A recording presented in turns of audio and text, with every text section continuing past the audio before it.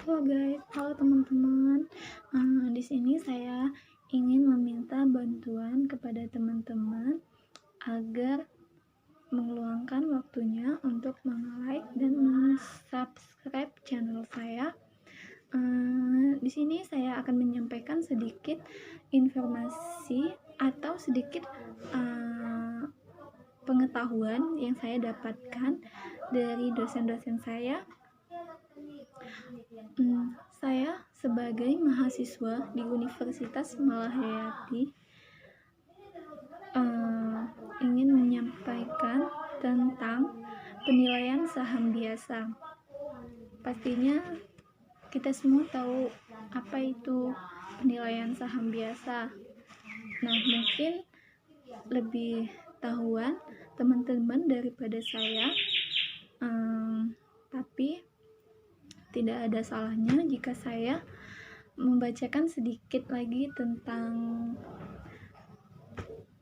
penilaian saham biasa.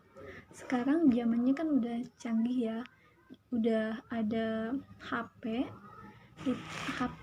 buat kita belajar gitu kan ya, bisa buka, contohnya tuh bisa buka Google gitu, dan situ kita tuh tahu itu semua, apa-apa tentang semua materi itu, apa-apa yang kita perlu tahu itu semua ada di Google. Tapi mungkin sedikit berbeda ya, tapi untuk lebih lanjutnya di sini saya akan menjelaskan. Oke. Untuk itu kita akan memulai, dan saya mohon maaf bila sedikit ada kekurangan, meskipun itu banyak lah ya, tapi ya namanya juga saya juga baru belajar. Jadi saya akan memulai. Apa sih saham biasa? Saham biasa adalah salah satu dari jenis saham yang ada selain saham preferen. Umumnya, saham biasa tidak berbeda jauh dengan saham preferen, karena saham preferen bisa juga disebut dengan saham campuran.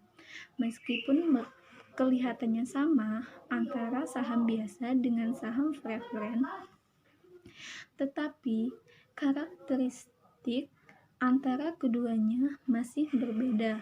Saham bisa juga menjadikan sebagai modal dari suatu perusahaan. Jika perusahaan hanya mengeluarkan satu kelas saham saja, saham ini biasanya dalam bentuk saham biasa atau common stock.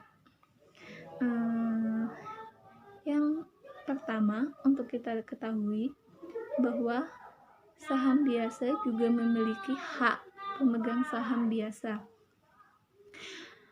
Hak pemegang saham biasa yaitu sebagai pemilik perusahaan, pemegang saham bisa melakukan berbagai hak, yaitu yang pertama, poin A, hak kontrol, dan poin B, hak menerima pembagian keuntungan, dan poin C, memiliki hak preemptif. Dan yang kedua, pembagian jenis pasar saham biasa. Dan yang ketiga, karakteristik saham biasa. Saham biasa adalah saham yang tidak terlalu banyak memiliki kelebihan dibandingkan saham preferen atau saham campuran. Poin A, pemegang saham mendapat prioritas dalam pemilihan ketua komisaris. Poin B, hak penerbit saham.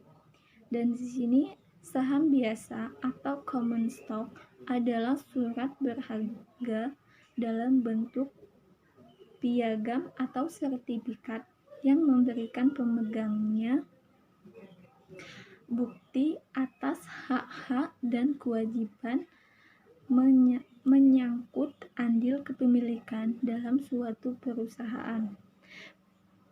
Pemegang saham biasa dapat mempengaruhi kebijakan korporasi melalui proses pengambilan suatu suara atau voting.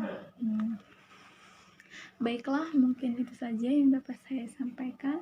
Kurang lebihnya saya mohon maaf. Wabillahi taufiq wal hidayah. Wassalamualaikum warahmatullahi wabarakatuh.